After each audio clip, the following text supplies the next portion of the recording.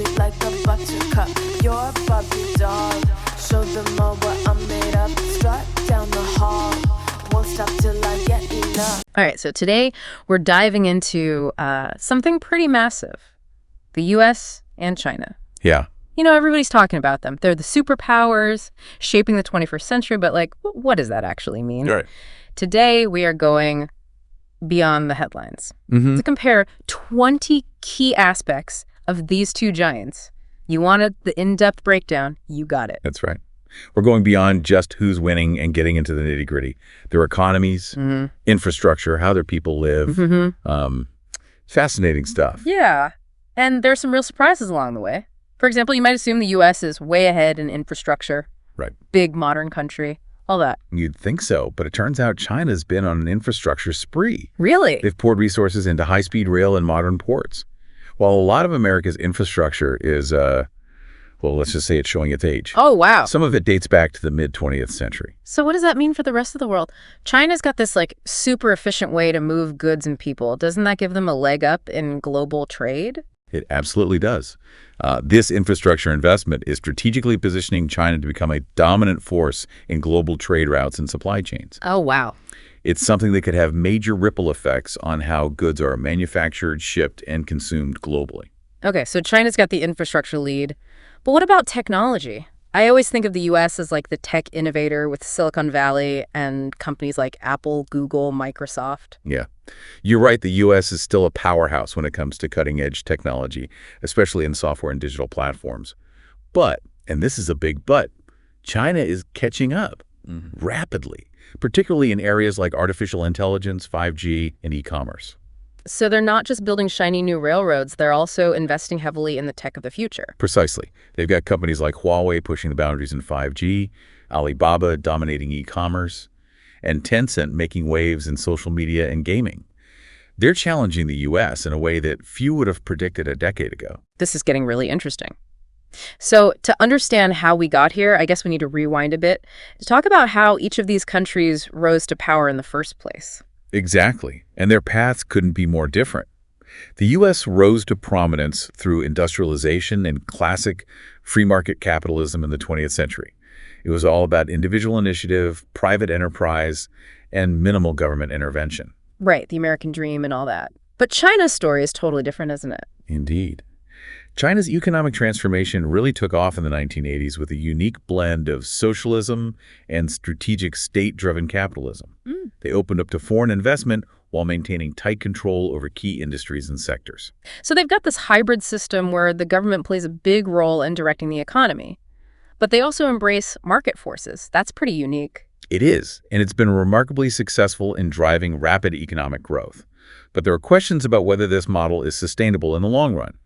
China's growth is slowing down, and they're grappling with some serious issues. Like what kind of issues? Well, for one, their financial system is notoriously opaque, and there are concerns about the stability of their banking sector and massive levels of debt, particularly in the corporate sector. Oh. These are vulnerabilities that could have far-reaching consequences for the global economy. Okay, so that's the big picture stuff, the economic engines driving these countries. But what about what it's actually like to live there? That's a great question. In the U.S., many enjoy a high standard of living, with access to a wide range of goods and services. But it comes at a cost. Healthcare, for example, is a major burden for many Americans. Costs are incredibly high, and millions struggle to afford basic care. Right. I've heard stories about people going bankrupt because of medical bills. And then there's the issue of housing affordability, especially in major cities, right? Absolutely. Rent and home prices have skyrocketed in many areas, making it increasingly difficult for people to find affordable housing. And what about China? What's daily life like there? It's a tale of two realities, really. You've got bustling cities with gleaming skyscrapers and a rapidly growing middle class. But then you have rural areas that are lagging behind with significantly lower incomes and fewer opportunities. So even though China has made incredible strides in raising living standards overall, there's still a huge gap between the haves and have-nots. Exactly. Income inequality is a major challenge for China. And then, of course, there's the issue of personal freedoms. China is a very controlled society, particularly when it comes to things like free speech and internet use. So it's a trade-off, right? In the US, you have more individual liberty, but you also face risks like economic instability and crime. In China, there's a sense of order and security, but at the cost of personal freedoms. It's a complex equation, and there's no easy answer. Each country offers a different set of advantages and disadvantages, and ultimately it comes down to what individuals and societies prioritize. So we've covered the economic systems and what it's like to live in each country. But what about how they're governed? They have very different political systems, don't they? That's one of the most fundamental differences between them. The U.S., of course, is a democracy with a system of checks and balances, designed to prevent any one person or branch of government from having too much power. Right. It's all about spreading the power around, making sure everyone has a voice. But China's system is completely different, isn't it? Yes. China has a one-party system with the Communist Party holding a monopoly on political power. Right. It's a top-down approach, with the party setting the agenda and controlling all aspects of government. That kind of control must have a huge impact on how the country is run, how decisions are made, and even how people live their lives. Does. It allows for swift and decisive action, which can be beneficial in some cases, but it also limits individual freedoms and dissent. Yeah, it's interesting to think about how those different political models shape their actions on the world stage. It's a crucial factor to consider. For example, China's Belt and Road Initiative is a massive infrastructure project designed to connect Asia, Africa, and Europe through a network of roads, railways, and ports. I've heard about that. It sounds like a modern-day Silk Road, but on a much grander scale. Exactly. It's a way for China to project its economic and political influence around the world. And then there are the Confucius Institutes, which are cultural and language centers established by the Chinese government in countries all over the globe. So they're spreading their culture and soft power alongside their economic might. It's a pretty comprehensive strategy. But the U.S. has its own ways of influencing the world, right? Of course. Yeah. American cultural influence is pervasive, from Hollywood movies and music to global brands and consumer products. And then there's the U.S. military, which is still the most powerful in the world. Yeah. But China's been modernizing its military rapidly, haven't they? I've heard reports about their growing naval presence in the South China Sea and their development of advanced weapons systems. They have. And it's raising concerns in Washington and other capitals around the world. There's a sense that the balance of military power is shifting, and that could have major implications for global security. It sounds like we're heading into a very uncertain future. So we've talked about how these countries rose to power, their strengths and weaknesses, their different political systems and cultural influences. Where do we go from here? That's the million-dollar question, isn't it? And it's one that has profound implications for all of us, no matter where we live. The choices these two countries make will shape the global landscape for generations to come. Okay, but let's be real. There's a lot of tension between them, right? Trade wars, military buildups, political disputes. Is there any hope for cooperation? Or are we doomed to witness a clash of titans? It's a complex relationship with elements of both cooperation and competition. And it's important to remember that it's not a zero-sum game. The U.S. and China can cooperate in some areas while competing in others. So it's not about picking sides or declaring a winner, but about finding ways to manage this relationship in a way that benefits everyone. Precisely. And there are areas where cooperation is essential, such as climate change. Right. Neither country can solve this global challenge on its own. They need to work together along with the rest of the world to find solutions. That makes sense. Climate change doesn't respect borders, so it requires a global response. And what about global health? We saw during the pandemic how interconnected we all are. Exactly. We need global cooperation to address pandemics, to develop vaccines and treatments, and to strengthen healthcare systems around the world. And when it comes to the global economy, it's in everyone's best interest for the U.S. and China to find ways to work together, to stabilize markets and create opportunities for growth. So even though they have different political systems and are competing for power and influence, there are still areas where they need to find common ground. Absolutely. And it's not just about these two countries, it's about the rest of the world stepping up and saying, we're all in this together. Yeah. And we need to find a way to coexist peacefully and productively. That's a powerful message, but it seems like there are some pretty fundamental differences in how these countries approach things. There are, and those differences are often reflected in specific policy areas. Take healthcare, for example. The U.S. system is largely private, with individuals relying on insurance to cover most of their medical expenses. Yeah. This can lead to high costs and unequal access to care, with millions of Americans struggling to afford basic healthcare services. I know that's a major issue in the U.S. But what about China? How do they approach healthcare? China has a more government-controlled healthcare system, with the government providing universal healthcare coverage to its citizens. However, the quality of care can vary significantly depending on where you live and how much you can afford to pay. So they're both grappling with their own unique set of healthcare challenges despite having very different systems. They are, and it highlights a larger point. There's no one-size-fits-all solution to complex social problems. Each country has its own strengths and weaknesses, its own set of values and priorities. It sounds like comparing these two giants isn't just about listing facts and figures. It's about understanding different ways of life, different approaches to governance, and different visions for the future. It is, and it's a comparison that can be both illuminating and thought-provoking. By understanding their differences, we can gain a deeper understanding of the forces shaping the world around us. Okay, but let's get back to the risks for a moment. We've talked about the potential for conflict, but are there other risks we should be aware of? Yes, absolutely. One of the biggest risks is economic decoupling. If the U.S. and China continue to drift apart economically, it could lead to a fragmentation of the global economy, with separate supply chains, trading blocs, and technology standards. That sounds like a recipe for disaster. Wouldn't that disrupt global trade and stifle innovation? It could, and it's something that many economists and policymakers are worried about. A decoupled world would be a less efficient, less prosperous, and potentially more unstable world. So alongside the risk of military conflict, there's this economic risk that could have just as much of an impact on our lives. Exactly. And it's a risk that's often overlooked in the media's focus on military tensions. Okay, so we've talked about the potential for cooperation, the need for a global response to common challenges, and the risks associated with decoupling and conflict. What does this all mean for the average person? Well, the U.S.-China relationship is the defining geopolitical dynamic of our time.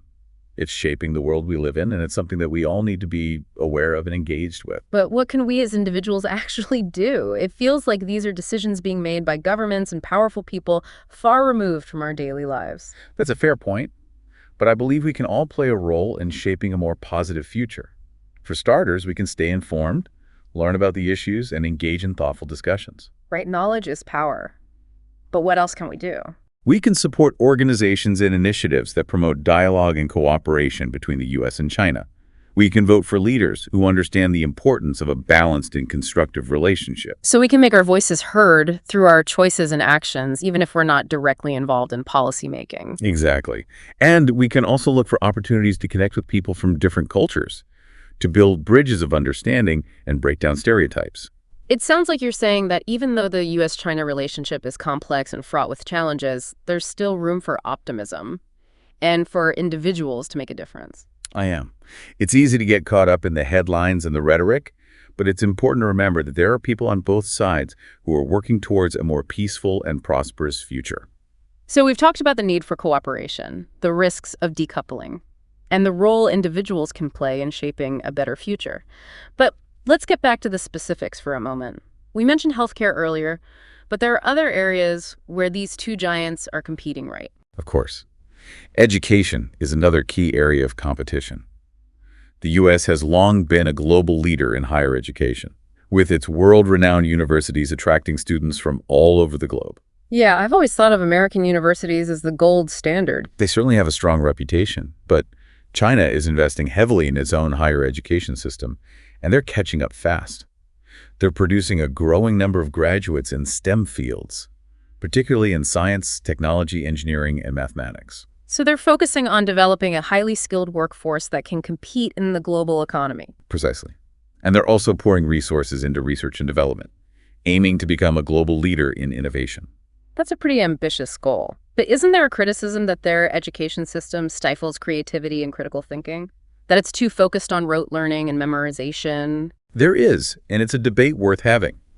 Some argue that China's education system, while highly effective in producing technically proficient graduates, may not be as adept at fostering the kind of creative thinking and problem-solving skills that are essential for driving true innovation. So it's not just about producing a lot of engineers and scientists, it's about cultivating a culture of creativity and innovation. Exactly. And that's an area where the U.S. still has an edge.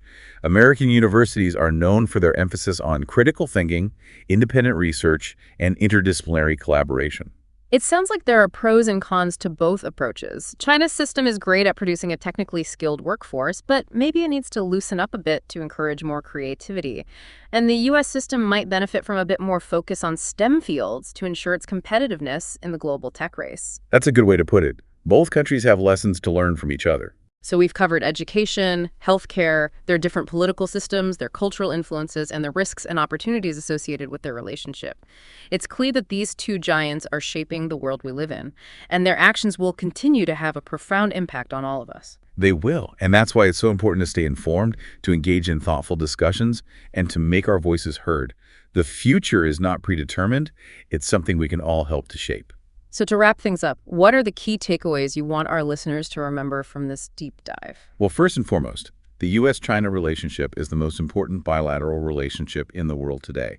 It's complex, multifaceted, and constantly evolving. Okay, so it's not a simple story, and we need to be aware of the nuances. What else? Second, there are areas where the U.S. and China are competing fiercely, such as technology, military power, and global influence. These areas of competition pose real risks, including the potential for conflict and economic decoupling. So we need to be aware of those risks and work to mitigate them. What's the third takeaway? Third, there are also areas where cooperation between the U.S. and China is essential, such as climate change, global health, and economic stability. These are global challenges that require a collective response. So it's not just about competition, it's also about finding ways to work together for the common good. And what's the final takeaway? Finally, we all have a role to play in shaping the future of this relationship. We can stay informed, engage in thoughtful discussions, support organizations that promote dialogue and cooperation, and vote for leaders who understand the importance of a balanced and constructive approach. That's a great call to action. So for our listeners out there, I hope this deep dive has given you a better understanding of the complexities and the stakes involved in the U.S.-China relationship. It really has. And it's made me realize just how interconnected our world is. What happens between these two countries doesn't just stay between them. It affects all of us. It absolutely does. The ripple effects are felt everywhere. From global markets to international security to the technology we use every day. And knowing all of this, where do you see things heading in the next decade? Will the U.S. and China find a way to coexist peacefully, or are we headed for a more turbulent future? Well, making predictions is always tricky, especially when it comes to geopolitics. There are so many factors at play, and the situation is constantly evolving. But if I had to venture a guess, I'd say the next decade is going to be a period of heightened competition, but also one of cautious cooperation. So kind of like a delicate dance, with both sides trying to figure out how to assert their interests without triggering a major conflict. That's a good analogy. I think we'll see continued friction in areas like trade, technology, and military power. But we'll also see efforts to cooperate on issues like climate change and global health, where there's a recognition that working together is in everyone's best interest. So a mixed bag with both challenges and opportunities on the horizon. And for you, dear listener, what does this all mean? How might the U.S.-China relationship impact your life in the years to come? That's a great question, and one I encourage you to ponder. Think about the career path you're choosing, the investments you're making, even the places you might want to travel or live. The decisions these two countries make will have a ripple effect on all of these things. It's almost like we need to develop a U.S.-China lens to view the world through, to understand how their actions might influence our own lives. I think that's a great way to put it. We need to be aware of the trends, the tensions, and the potential flashpoints. And we need to think critically about how these developments might create opportunities or challenges for ourselves, our communities, and our countries. It's a lot to take in, but I feel like I have a much better grasp on this whole U.S.-China dynamic now. And for our listeners, I hope this deep dive has given you some food for thought as well. As we wrap up, I want to leave you with one final thought. The future is not preordained. It's something we all have a hand in shaping. By staying informed, engaging in thoughtful discussions, and making our voices heard, we can help steer the U.S.-China relationship towards a more positive and productive future. That's a message of hope and empowerment. It reminds us that even in the face of complex global challenges, we still have agency. We do, and we shouldn't underestimate the power of individual actions and collective efforts to make a difference. Well, on that note, I want to thank you for joining us on this deep dive into the world of U.S.-China relations. It's been a fascinating journey, and I hope you've enjoyed it as much as we have. And for those of you who are eager to learn more, stay tuned. We'll be diving deeper into specific aspects of this relationship in future episodes. Until then, keep learning, keep questioning, and keep engaging with the world around you. Because in a world shaped by these two giants, understanding their dynamics is more important than ever. Sound the alarm. I'm coming up. We'll have a ball. I'm sweet like a buttercup.